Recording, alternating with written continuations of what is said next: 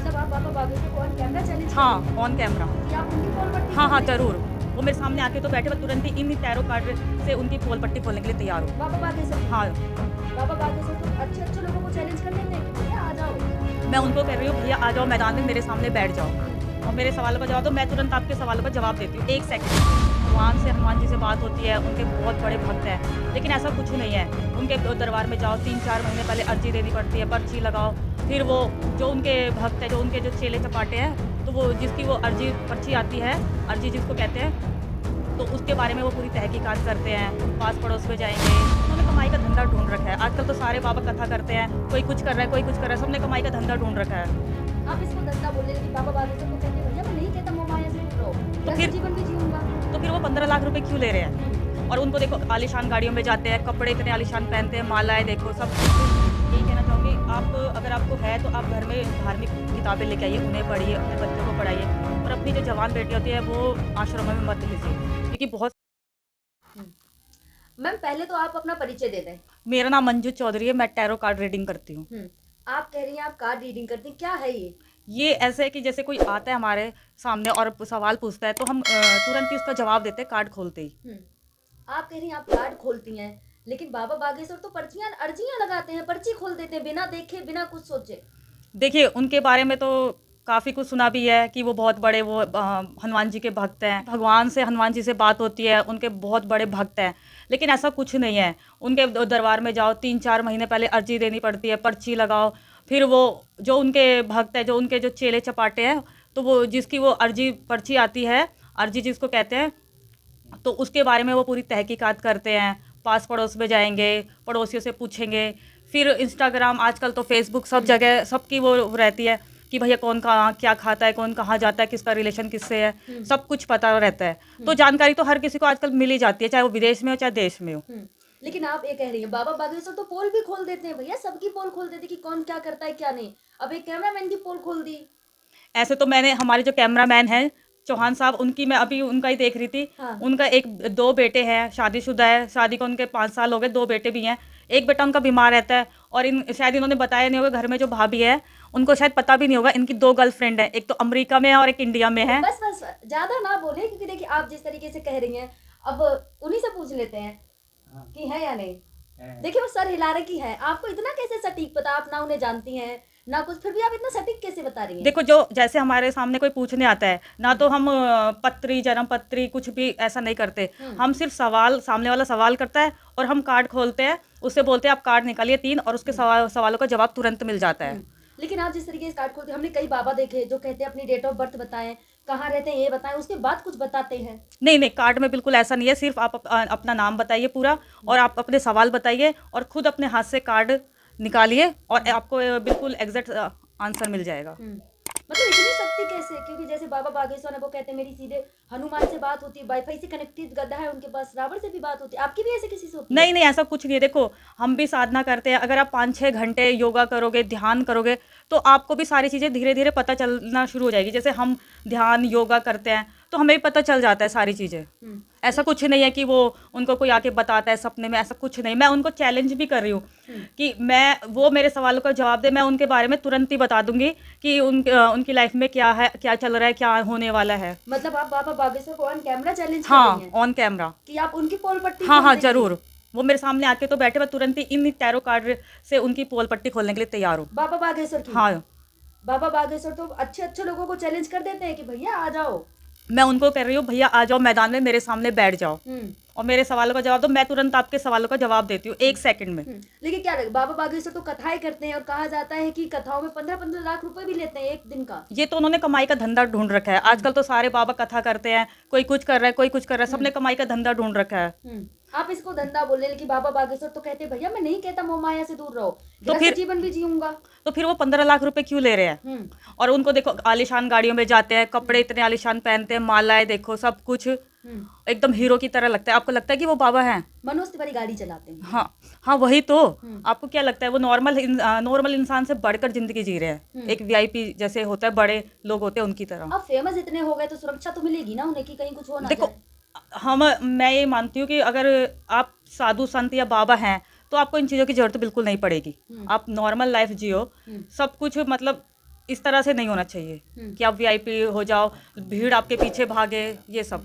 जैसे बाबा बागेश्वर देखिए, अनिरुद्ध आचार्य हो गए, आप गरीबों का भला करती हैं कुछ? हाँ, मैं उनसे कोई फीस नहीं लेती, तो फ्री में बताती हूँ। अच्छा, फ्री में बताती हैं हाँ। आप, लेकिन बाबा बागेश्वर के यहाँ तो अर्जी लगानी पड़ती है। हाँ, वो तो मैंने सुना है। देखो, अर्जी में तो उनके कई कई लाख रुपए भी आ जाते हैं।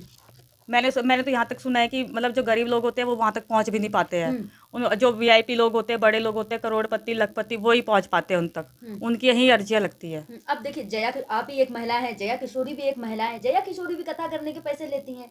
मैं कहती हूँ आजकल सब ने धंधा बना लिया है, चाहे कोई महिला हो, चाहे पुरुष हो, चाहे बाबा हो, चाहे कोई भी हो। लेकिन एक चीज और पूछूंगी, जिस तरीके से बाबा बागेश्वर ने जया किशोरी के लिए कहा था कि भाई कथा करते करते आंसू नहीं निकलते, ये लोग आइडेक्स या विक्स लगा लेते हैं रुमालों में आंसू निकालने के लिए, आप भी कुछ ऐसा तो नहीं करती? नहीं नहीं, बिल्कुल नहीं। ये हमारे टैरो रीडिंग में बिल्कुल ऐसा नहीं होता। ऐसा कुछ नहीं होता? नहीं नहीं नहीं। देखिए, कई ऐसे बाबा बागेश्वर है वो हिंदू राष्ट्र की मांग के लिए कर रहे हैं, आपका भी कुछ एजेंडा फिक्स है कि भाई कार्ड देखकर मैं सबको अपने धर्म की ओर प्रेरित कर लूं? नहीं नहीं, ऐसा कुछ नहीं है। हम ऐसा कुछ नहीं करते। चाहे हिंदू, देखो मुसलमान हिंदू सब यही रहते हैं, तो ये सबका देश है। ये थोड़ी कि हम हिंदू है तो हिंदू बाकी लोगों को भगा दो यहाँ से। मतलब देश तो सबका है। मुस्लिम का भी हाँ, मैं अभी कॉल आया था, एक है जानने वाले, मतलब उनका मैंने 2 महीने पहले देखा था, आज फिर उनका कॉल आया, वो कह रहे कि बहन कल मेरा देख दो, और वो मॉमडन है। कोई एक किस्सा है ऐसा जो आप जनता को बताना चाहें हमारी? हाँ, मैं ये बताना चाहती हूँ कि हमारे लक्ष्मी नगर में एक कैंडिडेट थे आम आदमी पार्टी के, वो तैयारी कर रहे थे। हाँ। बहुत अच्छे से, उन्होंने काफ़ी पैसा भी खर्च किया। मैंने उनको बता दिया था 2 महीने पहले ही कि आपका टिकट नहीं होगा, आपका टिकट कट जाएगा, आप रहने दो। लेकिन वो लगे रहे, उन्होंने दिवाली पे मिठाई के डब्बे सब कुछ बांटा, लेकिन उनका टिकट कट गया। फिर वो लास्ट में कहते कि आपने बिल्कुल सही बोला था। फिर मनीष सिसोदिया के यहाँ से आए थे कुछ उनके कार्यकर्ता, सुनील संगीता वर्मा, और उनके जो संगठन मंत्री हैं महेश, वो भी आए थे, मुकेश, पहले वो बीजेपी में थे, फिर वो अब संगठन मंत्री बन गए। तो मेरे घर पे ही आए थे। उन्होंने मनीष सिसोदिया के बारे में कार्ड दिखाए थे कि वो यहाँ से इलेक्शन लड़ेंगे, या लड़ेंगे तो जीतेंगे या नहीं जीतेंगे। तो उनको मैंने पहले ही बता दिया, मतलब कार्ड देखे उन्हीं से निकलवाए मैंने, तो उनको बता दिया था कि मनीष सिसोदिया यहाँ से इलेक्शन नहीं लड़ेंगे। तो अभी भी वो आते हैं, अभी जो अवध हो जाए उनके लिए उन्होंने कार्ड निकलवाए, अभी कल फिर आएंगे वो मेरे घर पे। आप कार्ड की बात कर रही हैं, आप सीधे राजनीति में आ गई, तो पहला और बड़ा सवाल जो बन रहा है आजकल राजनीति से रिलेटेड, कार्ड खोलकर क्या लग रहा है आपको, दिल्ली में इस बार केजरीवाल या कोई और? देखो, इस बार थोड़ा केजरीवाल का बड़ा मुश्किल लग रहा है, बहुत ज़्यादा, क्योंकि अभी बीबी त्यागी के यहाँ से भी लोग आए, वो भी एक दिखा रहा, सबको दिलचस्पी होती है कि हमारा जानने वाला हमारा कैंडिडेट हारेगा या जीतेगा, तो थोड़ा इस बार मुश्किल लग रहा है केजरीवाल का। चलिए, कोई और भी बता दीजिए, राजनीति की तो बात छोड़ देते हैं, अभी टाइम है 5 तारीख को, कुछ और बता दीजिए आप। हाँ, जैसे मैं एक केस हुआ था अभी 3-4 महीने पहले की बात है, एक लड़की की शादी हुई थी, तो उसका कुछ लड़के का अफेयर था, तो उसने मतलब उनका केस वेस चल रहा था, तो उन्होंने बोला कि कार्ड दिखवाए, उसकी बड़ी सिस्टर ने बोला कि बात बन जाएगी, जैसे कोर्ट में केस चला गया, शादी को 1 महीना हुआ है, इतना सारा पैसा खर्च हुआ है, तो उन्होंने कार्ड दिखाए, तो वो उसकी सिस्टर घर पे आई, उन्होंने कार्ड निकाले, तो उस कार्ड में यही आया कि डिवोर्स हो जाएगा।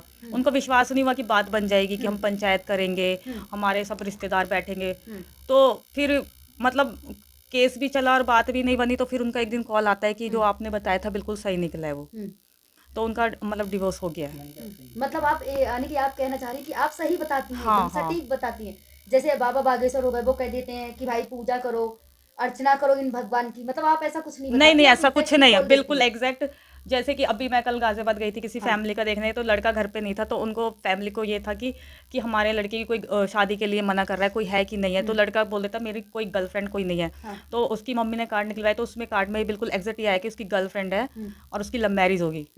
तो अब उन्होंने आज फिर फ़ोन आया कि उन्होंने घर में रात को पूछा था, तो बोले कि हाँ आपने जो बताया था बिल्कुल सही निकला है, लड़का कह रहा है लड़की है उसी से शादी करेगा, लेकिन वो दूसरी कास्ट की इस वजह से वो घर में बता नहीं रहा था।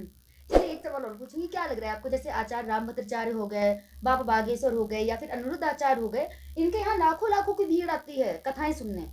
देखो, प्रवचन बोलो आप, वो एकदम सन्यासी रूप ले लो, मालाएं पहन लो, बिल्कुल आप लोग ना आजकल यही चाहते हैं, जैसे हिंदू राष्ट्र की मांग हो रही है, लोगों को लग रहा है कि हम एकजुट हो जाएं, इस बाबा के पास चले जाएं, उसके पास चले जाएं, और वो प्रवचन ऐसे सुनाते हैं, मतलब लोगों की दुखती रग को पकड़ते हैं। तो लोगों को लगता है कि हाँ ये बिल्कुल सही बोल रहे हैं, हमें जाना चाहिए। अभी पीछे एक बाबा यूपी में भगदड़ मची थी, कितने लोग हाँ, तो भोले ऐसे बाबा नाम हाँ से फेमस है। ऐसे बाबाओं के पास जाने से क्या फ़ायदा, जो मतलब आपके घर के लोग ही चले जैसे जाए। आसाराम हो गए। आसाराम हो गए, बहुत सारे ऐसे हमारे यहाँ साधु संत हो रहे हैं। तो भगदड़ मस्ती, अपने अपने ही लोग मर जाए तो क्या फ़ायदा ऐसी जगह जाने चलिए का। लास्ट में पूछूंगी, आप जनता से क्या कहना चाहेंगी जो इस तरीके से बाबाओं के यहाँ जाते हैं कथाएं सुनने? देखो मैं उनसे यही कहना चाहूँगी, आप अगर आपको है तो आप घर में धार्मिक किताबें लेके आइए, उन्हें पढ़िए, अपने बच्चों को पढ़ाइए, और अपनी जो जवान बेटी होती है वो आश्रमों में मत भेजिए, क्योंकि बहुत सारे केस देखे भी हैं, सुनने को भी मिलते हैं कि उनकी लड़की के साथ ये होता है, बाबा ये करते हैं। तो ऐसा बिल्कुल मत करिए, अपनी महिलाओं को मत भेजिए घर की को। चलिए